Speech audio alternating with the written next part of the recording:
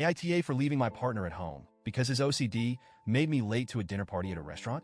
I, 29F, have been with my partner, 33M, for 4 years.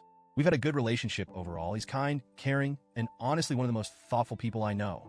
But over the past year, his OCD has gotten significantly worse, and it's starting to dominate our lives in ways I don't think he fully realizes. I want to start by saying, I know OCD is a serious mental health condition. I know it's not something he can just snap out of or fix overnight. I've tried to educate myself about it, and I've done my best to be supportive, patient, and understanding. But there comes a point where the impact on our day-to-day lives becomes unbearable, and I'm honestly at my breaking point. When we first started dating, my partner had a few habits that I now realize were part of his OCD. He'd double-check the locks on the doors before we left the house, make sure the stove was off, that kind of thing. It wasn't extreme, and honestly, I just thought he was being cautious. I didn't mind waiting an extra minute or two while he made sure everything was okay.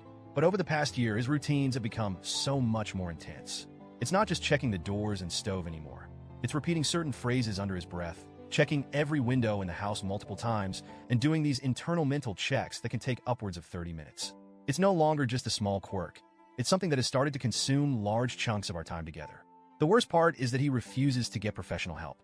I've brought it up gently so many times. I've suggested therapy, even offered to help him find a therapist who specializes in OCD. But he always shuts it down. He insists he can handle it on his own and that it's not that bad. But it is that bad. It's affecting both of our lives, and I feel like I'm constantly walking on eggshells, afraid of triggering a routine or making him feel like I'm dismissing his struggles. We're late to almost everything these days. Family gatherings, appointments, movies, it doesn't matter.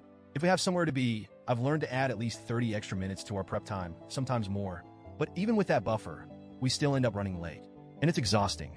2 weeks ago, my boss invited us to a dinner party at a really nice restaurant to celebrate a recent promotion I'd gotten. This promotion was a big deal to me. I've been working so hard for this, and this dinner felt like a recognition of all the effort I've put in. Plus, it was a chance to connect with my boss and coworkers outside of the usual work setting. In short, this night mattered to me a lot. I was already nervous about it because I wanted to make a good impression, but I was especially worried about whether we'd be able to get there on time. I knew my partner's routines would be an issue, so I tried to plan ahead. I told him we needed to leave at 6:30 p.m., but I asked him to start getting ready at 4:30 p.m., 2 whole hours beforehand. I framed it in a way that wouldn't make him feel rushed or pressured. I said something like, let's start early so we don't have to stress about time. And to his credit, he did start getting ready at 4:30. But as the evening went on, I could feel that familiar knot of anxiety building in my stomach. At first, he was just getting dressed and checking his hair, normal stuff. But then the routine started.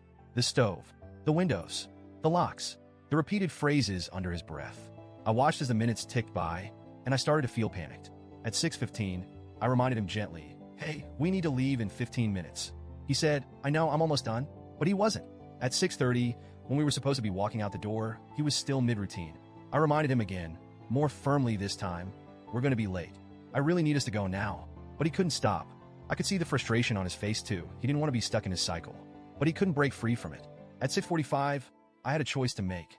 If I stayed and waited for him to finish, we'd likely be 30 minutes late, if not more. And showing up that late to an event hosted by my boss felt unthinkable. So I made the call. I grabbed my purse, looked at him, and said, I'm so sorry, but I have to go. And I left. I felt sick the entire drive to the restaurant.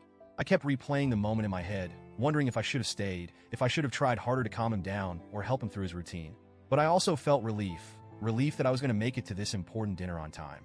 I ended up being 5 minutes late, which wasn't a big deal in the grand scheme of things. My coworkers were friendly and understanding, and I blamed traffic for the delay. The dinner went well, and for a few hours, I managed to push my guilt aside and just enjoy myself. But when I got home later that night, the tension was palpable. My partner was furious. He said I'd abandoned him, that I wasn't being supportive, that I should have waited for him no matter what. I tried to explain my side, that this dinner was incredibly important for my career, that I'd asked him to start getting ready 2 hours early, that I'd waited as long as I could. But he wasn't hearing it. He said that I made him feel like he was a burden, like his OCD was an inconvenience to me. And honestly, it is an inconvenience. But it's also so much more than that.